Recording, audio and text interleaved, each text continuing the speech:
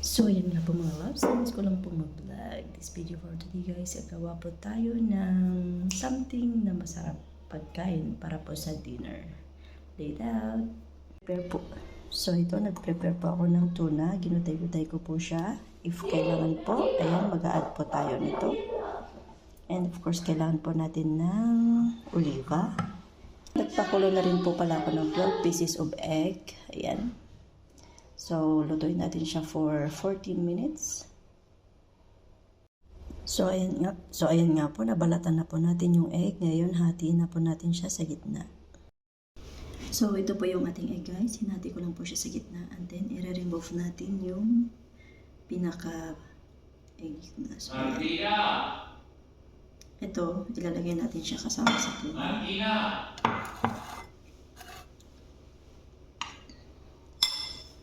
And hatiin po natin siya sa gitna. And then, ayan, ilalagay po natin yung pan-toppings natin. Magtitira ng kunti. And of course guys, ito po yung ating haluin. At ihilira lang po natin siya sa isang lalagyan. So ito nga po guys, naihilira ko na po siya sa isang lalagyan. And of course, nagtira pa ko ng kunti para sa toppings natin mamaya. And gumawa na rin po pala ako ng mayonnaise guys. Ilalagay po natin doon sa taas. Ang mayonnaise po paggawa is 2 itlog, oil, and kunting vinagre, and a little bit of salt. And then, gagamitan po siya ng machine para po mag-mix ng ganito. You know, homemade. Sarap. Ngayon, itong egg ay atin siyang ika-crack. Yan.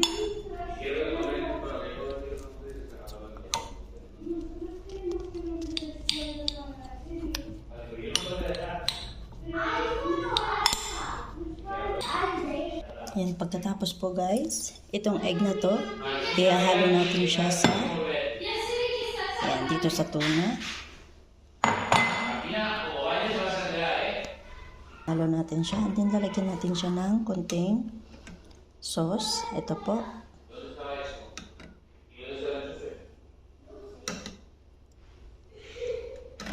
Mga 4 na tablespoon. So, ito lang po siya guys. Yan. Itong sauce na ito yung ginagamit namin, apis. Yan, mimix lang po natin siya ng well.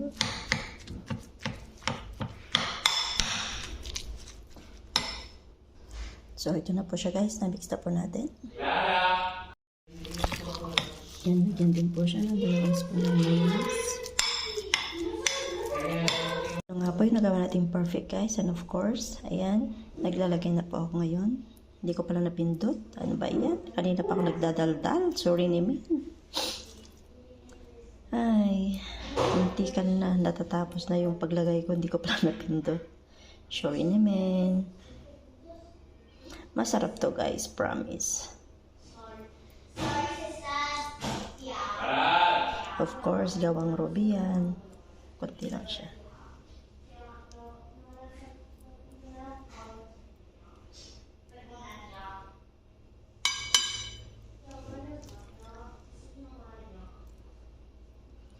So, yan, medyo nangangalay ako. Hindi ako prepared. Hindi ko nalagay na hulala yung aking pang video. Napipit na yung isa. Wawa naman.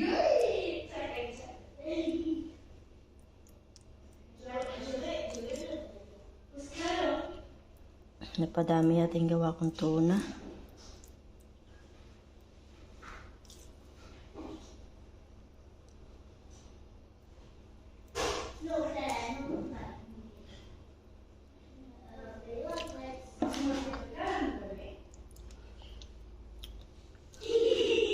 Yan, wait lang guys ha.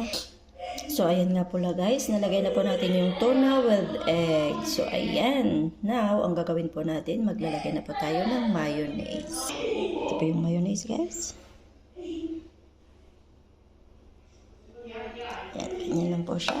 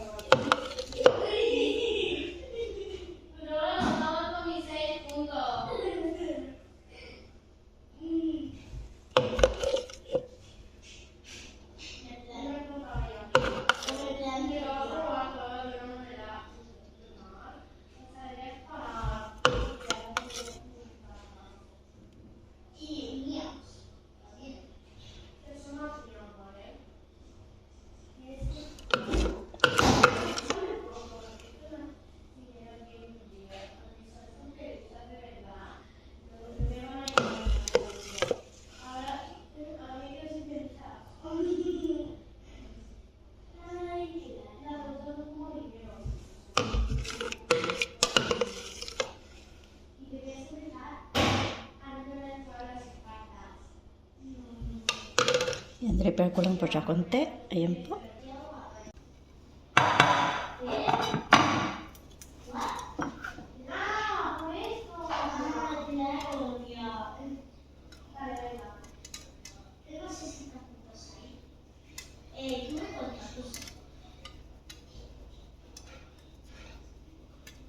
Ito pa yung tinira ko kayo ng pantoppings.